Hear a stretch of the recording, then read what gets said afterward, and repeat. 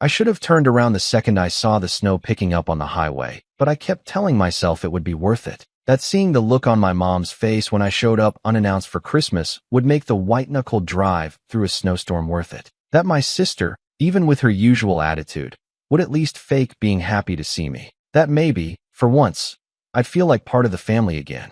Stupid, right? My name's Caleb. I'm 33 years old. And I guess I still hadn't outgrown the idea that family meant something deeper than shared blood and passive-aggressive group texts. Let me back up a bit. I live about 4 hours from my childhood home, which is a small town buried deep in the hills of Pennsylvania. After college, I moved to Pittsburgh for work and stayed, partially because of the job, partially because the longer I stayed away, the less I felt the need to go back. Still, I made the effort. Birthdays, Christmases, emergencies, I was there. I'd cover a broken-down car here, wire over some money for a hospital bill there. No one ever really asked. I just stepped in, quietly, because that's what you do for family. That's what Dad used to say before he passed away 5 years ago. Real family shows up, even when it's inconvenient. I guess I took that to heart more than the rest of them. My mom's getting older, and I worry about her more than I let on. My brother, Sean, lives 10 minutes from her, but barely visits. My sister, Jessica, lives in the same town and acts like it's a full-time job to be annoyed by everything I do. She's the youngest, 2 years younger than me, and always had this smug way of dismissing me like I was some weird uncle rather than her brother.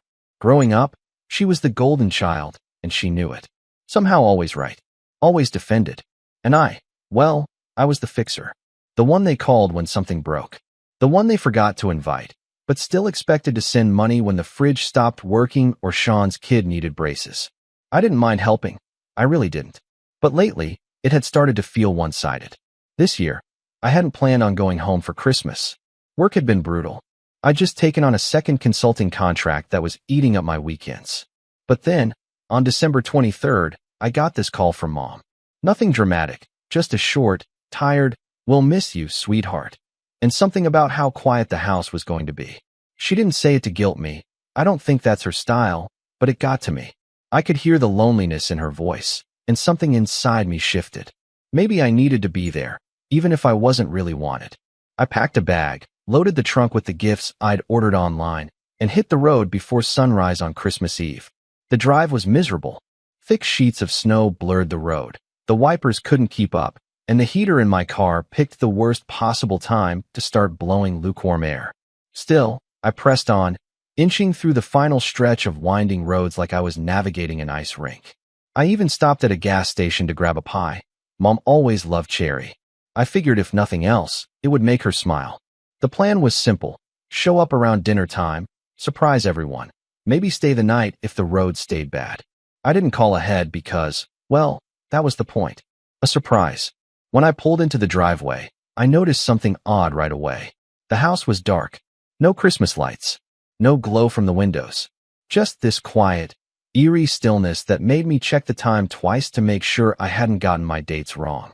I could see Jessica's SUV parked out front and a few other familiar cars, Sean's beat-up Toyota, and the newer sedan I'd helped co-sign for Mom last spring. So people were there. They were all there. Inside.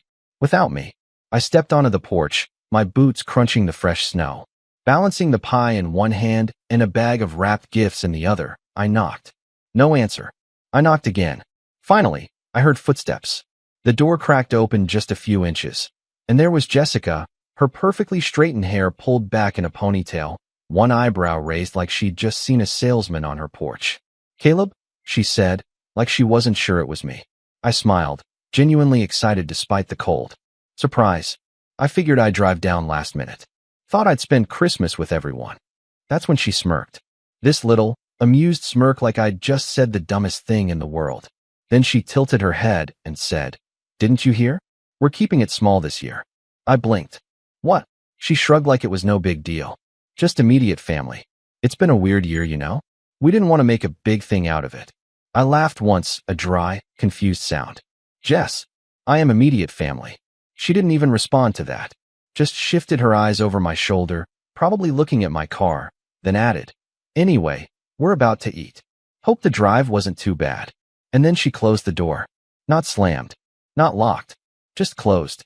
Like I was a neighbor who'd shown up a day too early for a block party. I stood there for a few seconds, waiting. I don't even know what I expected. Maybe someone else to come to the door. Maybe Mom, hearing my voice and hurrying over. But no one came. No lights flicked on. No laughter or music floated through the windows. Just silence and the sound of wind picking up. The pie slipped a little in my hand as I turned and walked back to my car.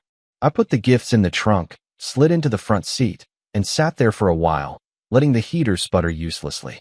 My hands were shaking, but not from the cold. I hadn't even started the engine when my phone buzzed. A text from Jessica's husband, Mark. Probably meant for her. It just said, "What a clown." He actually showed up. I stared at it for a full minute. Read it. Reread it. My jaw tightened, but I didn't respond. Didn't ask for an explanation. I just smiled, a calm kind of smile that felt strange on my face. Then I opened my banking app. By the time I pulled out of the driveway, the snow was falling harder and the road ahead was empty. But in my mind, everything had just gotten very, very clear. It's funny how a moment can split your life in two. Like everything before it was just build-up and everything after it is reaction. That text from Mark, "What a clown." He actually showed up.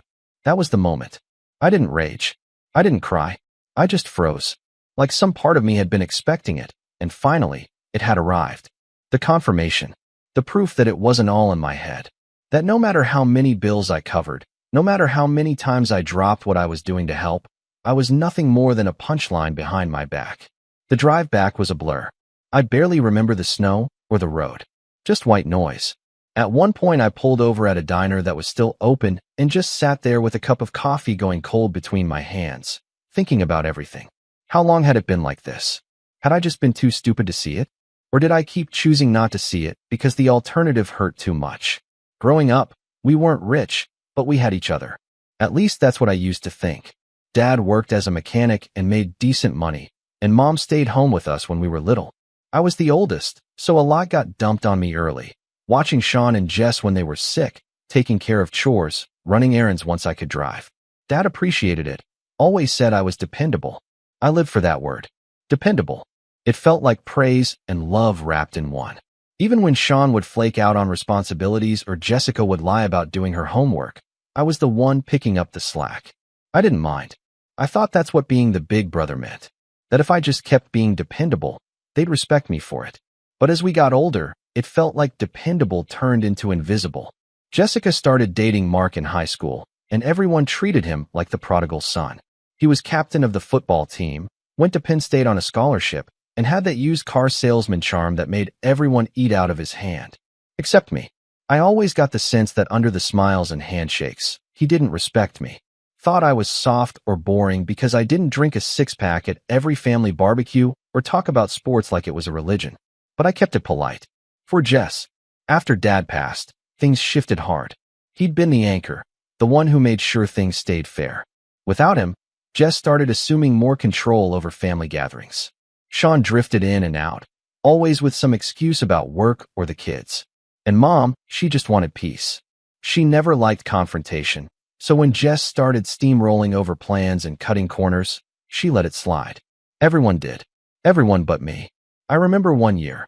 This was 2 Christmases ago. I showed up with gifts I'd put real thought into. Stuff each of them had mentioned months prior. Jess opened hers, a handmade leather journal she'd once raved about during a call, and barely glanced at it before saying, "Oh, I already bought myself one." Sean didn't even unwrap his. Said he'd get to it later. Meanwhile, I watched Jess hand out gift bags full of cheap bath bombs and gas station wine and get praised like Martha Stewart. And the money stuff? That was another layer. I never made a big deal out of it. When Mom's car broke down, I paid the mechanic directly. When Sean got laid off and couldn't cover rent, I sent him $1,200 without a word. When Jessica and Mark bought their dream home and needed help with closing costs, I co-signed a $10,000 line of credit so they could qualify. They promised to pay it off quickly. That was 18 months ago. Last I checked, they were still making minimum payments. What I didn't realize, what I refused to let myself realize, was that every time I helped, they loved me a little less. Not more. Less. Because I became a utility. Not a person. The guy who wires money when asked. The guy who nods and smiles and never pushes back. A faucet they could turn on when things got tight. And the more I stayed quiet, the worse it got. There was a moment last summer that should have been my wake-up call. I'd driven down to visit Mom for her birthday. I took her out to her favorite Italian place, bought her flowers, even surprised her with a new tablet because she'd been complaining about her old one freezing up. She was glowing the whole night. But when we got back to her house, Jess and Mark were already there. No gifts, no dinner, just plopped on the couch, waiting. Jessica took one look at the flowers and said, "Wow, overcompensating much." I laughed, thinking she was joking. But she wasn't. She kept going. "You know, it's not a competition, Caleb. You don't have to keep trying to buy affection." I was stunned. I looked at Mom, expecting her to say something, to shut it down. But she just smiled awkwardly and changed the subject. And that was that. I left early the next morning, tablet still in its box on the coffee table. After that, I started pulling back. Just a little. I stopped checking in as often. Didn't volunteer help unless someone asked. But the requests still came, subtle, indirect. "Mom's heater's been acting up, but it's fine, we'll figure it out." Or, "The kids might not get much for Christmas this year, but they'll survive." Guilt disguised as casual updates. And every time, I caved. Sent money. Made calls. Booked appointments. Because dependable, right? Which brings us to this Christmas. After that drive, after that door in my face, after Mark's text, I needed space. I spent Christmas Eve in my apartment alone. Didn't turn on the TV. Didn't eat. Just sat there, trying to decide what this all meant. Not just what they did, but what I would do now. Because something inside me had shifted. Not snapped. Just realigned. I didn't respond to the text. Didn't call anyone. Just opened my banking app and started scrolling through every recurring payment tied to them. Jessica's line of credit? Paused. Auto payments for Sean's overdue utilities? Canceled. Mom's grocery card I'd been reloading every month since Dad passed? Gone. Not out of spite, but clarity. If I was a clown, then the circus was closed. The real breaking point, though, the moment that twisted the knife, came on New Year's Eve. I hadn't spoken to anyone since Christmas. No texts, no calls. Just silence. I figured they'd either feel embarrassed or relieved. Probably the latter. But around 8 p.m., I got a call from an unknown number. I let it go to voicemail. Then another. And another. Finally, one came from Sean. I picked up. "Hey," I said flatly. "Dude." He breathed into the phone, like he'd just run a mile. "Where have you been?" "Busy," I replied. "What's up?" He hesitated. "Okay, look. I didn't know Jess was going to do that. I swear. We thought you weren't coming." That's what she told us. "She said you had work." "Did you ask me?" "No, but..." "So you believed her." Silence. Then he said, "Okay, but listen. Mark's freaking out right now." That got my attention. "Why?" Another pause. "He applied for a home equity loan last week. Got denied. Said his credit got dinged. Something about the co-signer backing out." I didn't say anything. "You took your name off the line of credit?" he asked, his voice rising. "Not yet," I said. "But I will. First thing next week." "Caleb, come on, man. That affects Mom too." That part. That made me laugh. "Funny.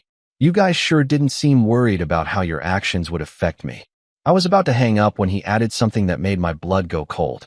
"She's selling the house." I froze. "What?" Jess said it was Mom's idea, but I don't know. It's happening fast. Like, already got a buyer lined up fast. Says they're moving Mom in with them temporarily while they renovate their basement. I didn't respond. My mouth had gone dry. Sean added, "I thought you knew. She said you were helping coordinate it. They were selling our childhood home. Behind my back. And they told Sean that I was involved. That I was helping. That was the betrayal. Not just the door. Not just the text. But the theft of my place in the family narrative. They were rewriting it in real time, cutting me out like I'd never existed. And Mom, she let them. I didn't sleep that night.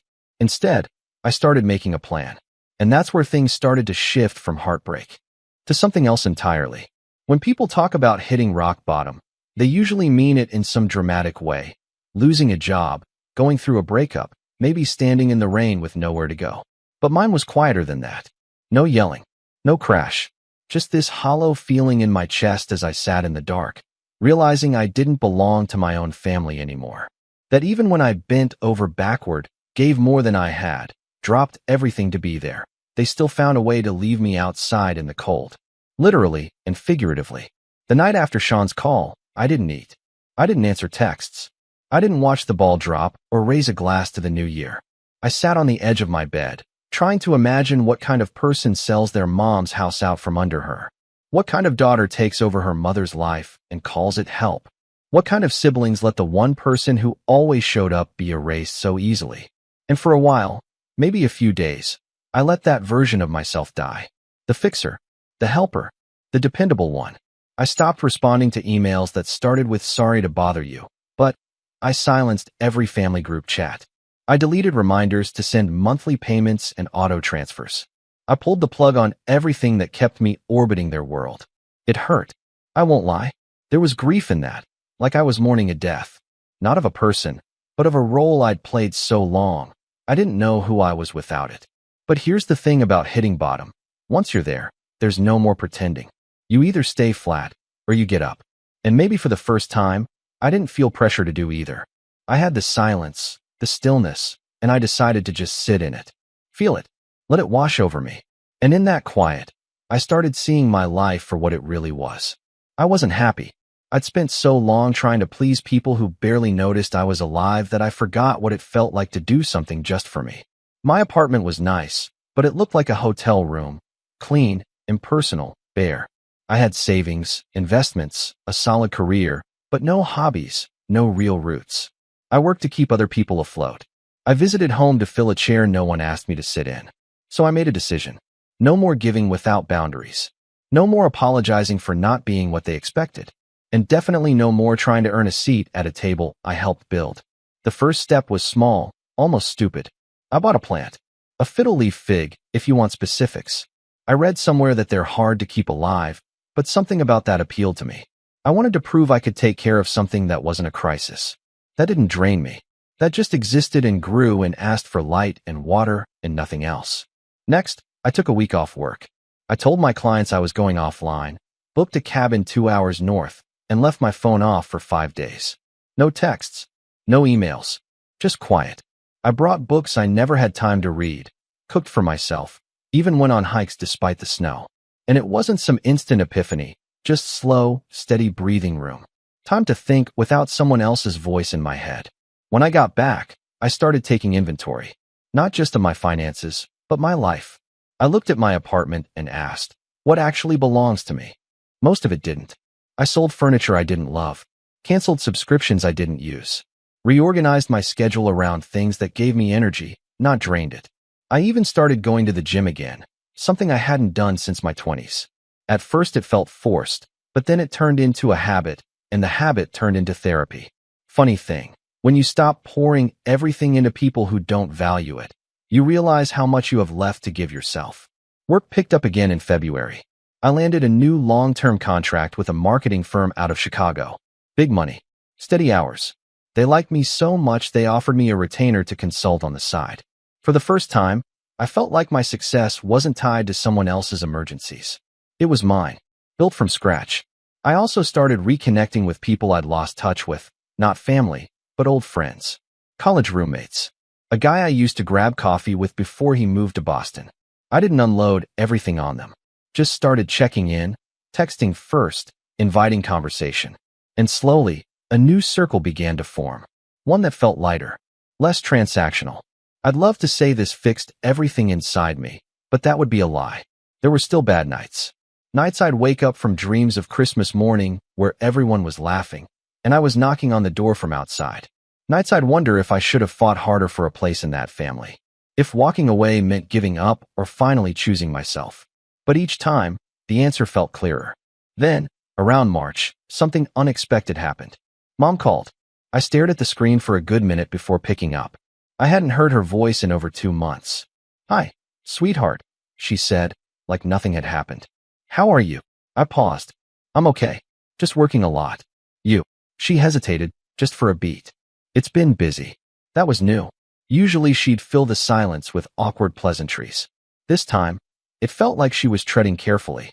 I heard you've been out of touch, she said. Jessica said you were going through something. I nearly laughed. Going through something? Like I had the flu? Yeah, I said calmly. I needed space. Silence. Then she said, you know, I didn't know you were coming for Christmas. I waited. She told me you canceled. Said you had a big project due. I didn't even. Caleb, I didn't know you were at the door. My stomach sank. So when she closed it, you weren't there yet? No, she said quietly. I was upstairs. Mark told me it was a neighbor. Then I heard the door close and asked who it was. And Jess said, don't worry about it. I didn't speak. Just sat with that. Why didn't you tell me? She asked. Would it have changed anything? She didn't answer that. Instead, she said, they're selling the house. Jessica's been pushing it hard. Says I can't handle the stairs anymore. Can you? I get winded, sure, she said. But I'm not dying. And I never said I wanted to move. Then why are you? Another silence. Then, because I don't know how to stop her. She makes everything sound so reasonable. So helpful. She's not helping. I said, more firmly than I meant to. She's taking. I know, Mom whispered. But she's all I have here. The weight of that sat heavy between us. Because what she meant, but didn't say, was, I'm not there. Not anymore. That call stirred something in me. Not forgiveness. Not yet. But clarity. Mom wasn't evil. She was just tired. And Jess was the kind of person who steps in when someone's tired and convinces them that control is care. That manipulation is love. And I knew then, I had to do something. Not to win them back. Not to be the hero. But because there were lines that shouldn't be crossed. And Jess had crossed every single one. I began digging. Into the house. The deed. The financing. Turns out, Mom's name was still on everything. But Jess had filed paperwork for power of attorney 3 months earlier. I checked public records. The buyer's name? A company. When I traced back to Mark, they were selling Mom's house to themselves. That wasn't just shady. That was theft. And suddenly, my quiet little life of plants and gym sessions and self-reflection, it had a new mission. But before I acted, I needed to be sure. I needed to see it for myself. So I drove down. For hours, just like before. No storm this time. Just clear roads and a clearer head. I parked 2 houses down. Walked the street. Looked at the house I grew up in. Now with a for sale sign out front and an under contract sticker slapped across it. I didn't knock this time. Just pressed the bell and waited. The door swung open, and there she was, Jessica, wearing one of those smug, I already know I'm in control smiles. Her arms were crossed like she'd been rehearsing this moment in the mirror. Behind her, I could hear the dull clatter of dishes and faint laughter. Family gathering, probably. No one had mentioned it to me. Didn't expect to see you, she said with a tilt of her head. You must be lost again. I didn't answer. I just gave her a look she wasn't used to. Calm, focused, detached. I need to talk to Mom, I said. She's resting. Jess replied too quickly. It's been a stressful few weeks. I'm sure. I'll wait. She hesitated, probably sensing that whatever version of Caleb she used to steamroll wasn't the one standing in front of her now. She opened the door wider, clearly not wanting a scene on the porch. Mom was in the living room, curled up on the couch with a blanket over her knees. She looked older, more fragile than I remembered. Her eyes flicked up when she saw me and widened with something like guilt. But she didn't tell me to leave. Hi, sweetheart, she said, voice thin.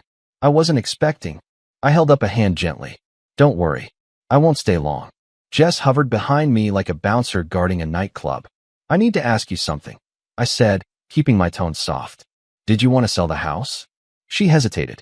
Jess said it's what's best, she finally muttered. And I suppose the basement setup will be easier. Fewer stairs. But did you want to? I pressed. Her lip trembled slightly. No, not really. That was all I needed to hear. I turned back to Jess. Power of attorney. You filed it in October. Her expression froze. You never told Mom, I said. You had her sign something without explaining what it meant. I didn't, she started, but I cut her off. You listed the house under an LLC. Mark's name is on it. You're selling it to yourselves. Her mouth opened, closed, then opened again. You don't understand how any of this works. Oh, I do, I said evenly. I also know it's fraud. Elder abuse, if someone wanted to get legal about it. Caleb, Mom whispered, sitting up straighter, alarmed. Jess scoffed. That's rich. Coming from someone who ghosted the family and suddenly thinks he's a white knight. You mean after you cracked the door in my face? I replied. After Mark called me a clown for showing up?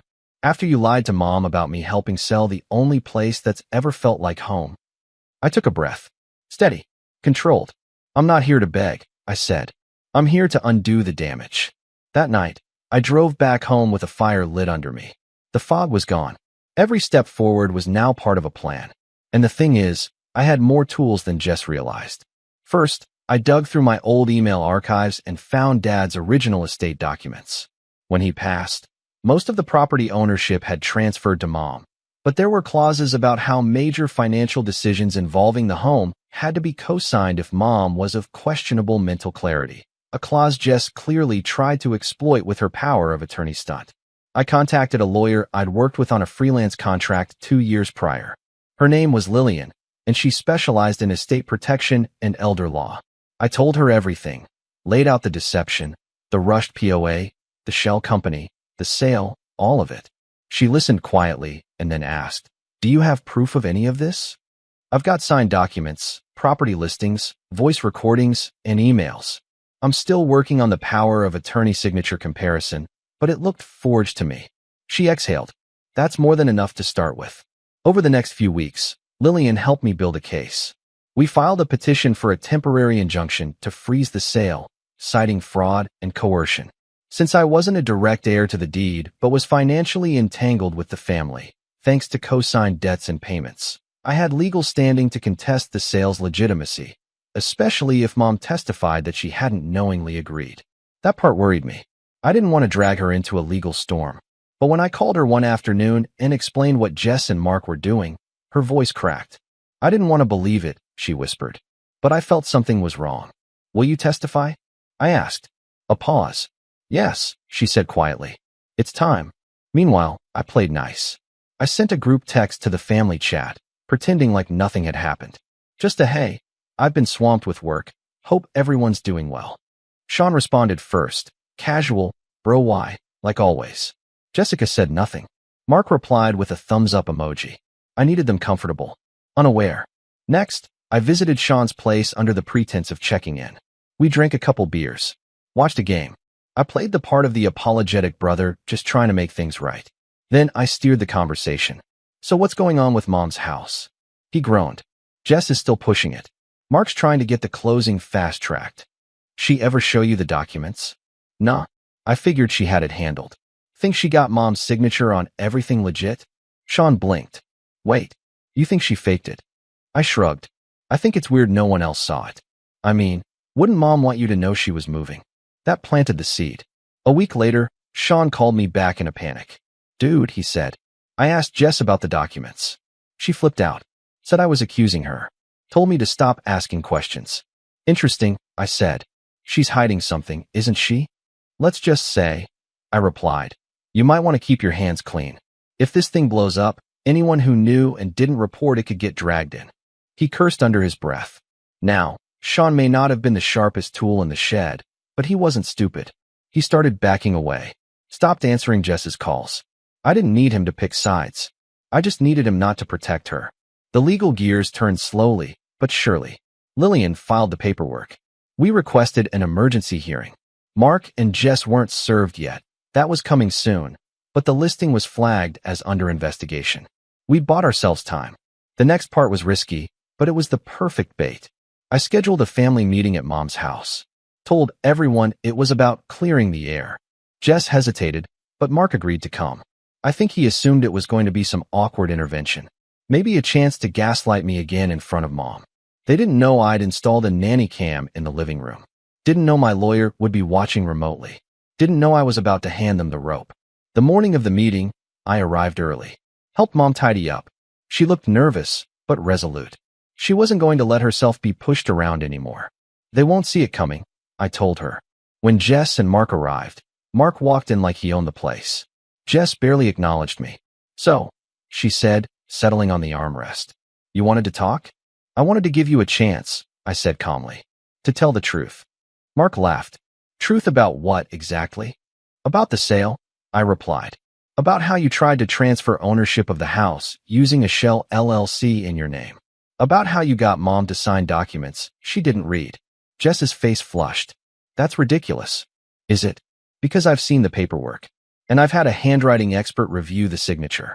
It doesn't match Mom's." She opened her mouth, but I raised a finger. "You lied to Sean. You lied to Mom. And now, I've got a court date scheduled." Mark leaned forward, suddenly serious. "You think this is going to play out the way you want?" I tilted my head. I don't need it to play out. I just need it to surface. They looked at each other. And that's when it happened. Jess snapped. I did what I had to do, she hissed. She was drowning here. Alone. This place is falling apart. She needed someone to take over. She needed help. I said. Not control. You wouldn't understand, Mark said. You don't even live here. You're just the money guy. Not anymore. And in that moment, on camera, in Mom's house, in front of everyone, Jessica looked me in the eye and said the words I'd been waiting for. You were never part of this family. You were just a wallet we could borrow from. Mark didn't flinch. He just nodded, like she'd finally said what they both believed. I didn't speak. Didn't need to. Because the camera got all of it. And now?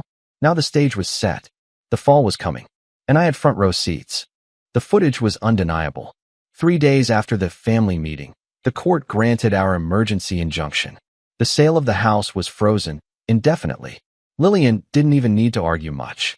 The judge watched the video once, shook his head slowly, and said, I've seen enough. Jessica's exact words, you were never part of this family. You were just a wallet we could borrow from. Hit harder in the courtroom than I could have hoped. She looked stone-faced when it played, but Mark paled. For the first time, he seemed to realize this wasn't some casual disagreement or family squabble. It was real, legal, permanent. That hearing was just the beginning. Mom officially revoked the power of attorney Jess had tricked her into signing. Lillian filed the paperwork herself, and I drove Mom to the notary. On the way back, she looked out the window and whispered, I'm sorry, Caleb. I let them push you away. I didn't say anything right away. Just kept driving. Eventually, I said, I let them do it too. And that was the last time we talked about it. No blame. No therapy session breakdown. Just mutual acknowledgement. And for me, that was enough. The next part of the plan was slow and deliberate. Revenge, after all, is best served cold, but it's also best served through ironclad documentation. With Lillian's help, we initiated a civil case for financial misconduct and elder exploitation. It wasn't criminal yet, but it was enough to get discovery started.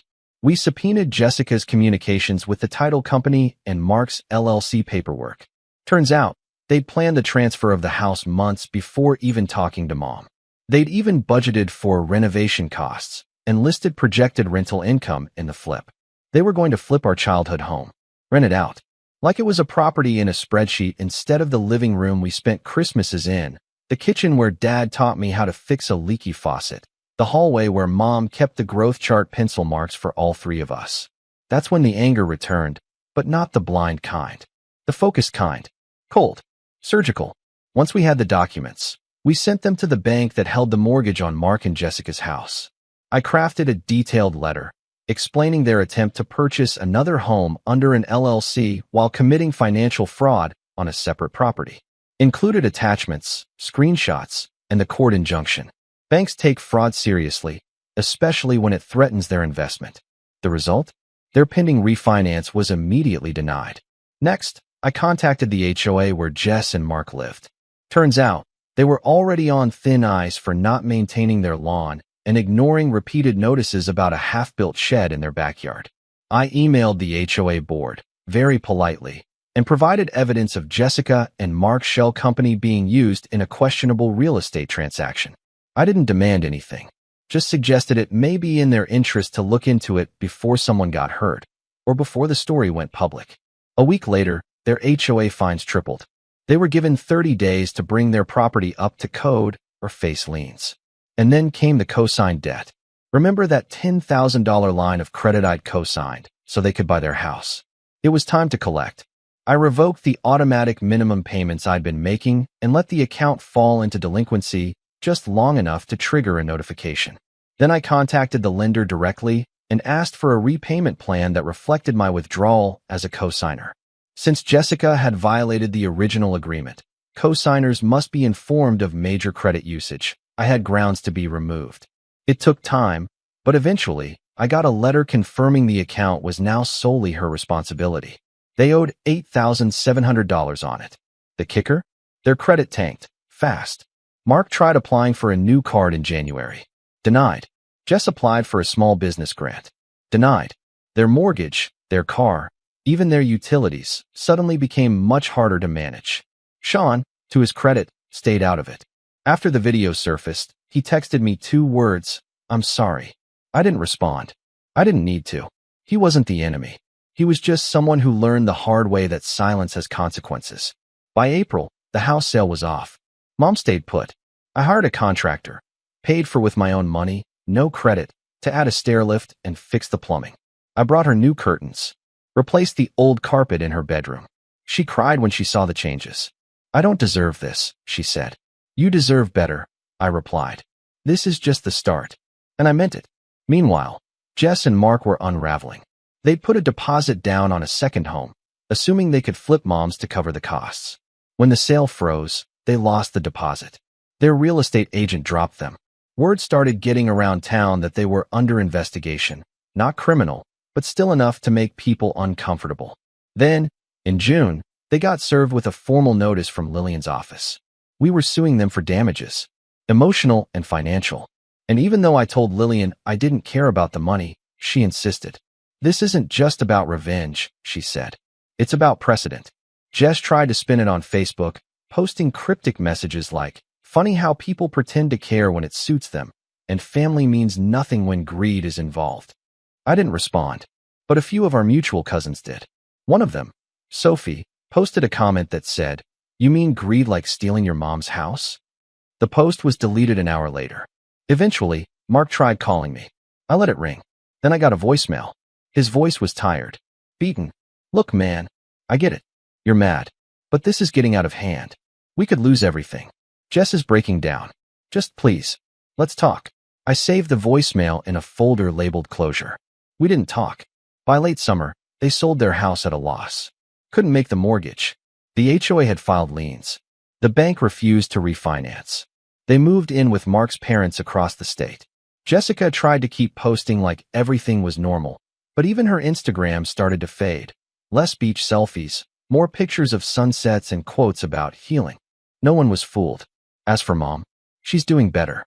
We talk weekly now, sometimes more. I don't push. I just show up, like I always did, but this time, without the need to be recognized for it. I replaced that need with something better: boundaries, strength, self-respect. And me? I started traveling. I visited Denver, then Portland. I took cooking classes, made new friends, reconnected with old ones. The fiddle leaf fig in my apartment? Still alive. Thriving, actually. I named it Walter. Don't ask me why, it just felt right. One night, not too long ago, Mom and I sat on the porch. The same one I stood on that snowy Christmas Eve when Jess slammed the door in my face. She looked out at the street and said, "You know, I used to think peace came from keeping everyone happy. But I've learned it comes from standing next to people who respect you." I smiled. "Yeah," I said. "Took me a while to learn that, too." We sat in silence for a bit. Fireflies blinked in the yard. Somewhere down the block, a dog barked. The house smelled like warm coffee and wood polish. Eventually, Mom asked, "Do you think she'll ever apologize?" I didn't answer right away. Then I said, "Maybe, but that's not what I'm waiting for." She nodded, and we sat a while longer. Because I wasn't waiting anymore. I had already won. And the best part? They never saw it coming. Vinegar will kind of add like a slight tanginess to it. And then a bit of pepper to add some pepperiness. Did Gucci already go? Gucci, are you gone? Have a good night, Gucci. If you're still here. Hope you have a good sleep. I'm guessing it's nighttime. I'm here. Oh, whoops. I don't know what time it is for you. I don't know which country you're in. I'm guessing it's nighttime though. If I had to guess, I guess. Hawaii. Oh, sure. Maybe had red pepper flakes. I do have red pepper flakes. 9:30. That's not too bad. I have a little bit chili flakes. I could put a little bit.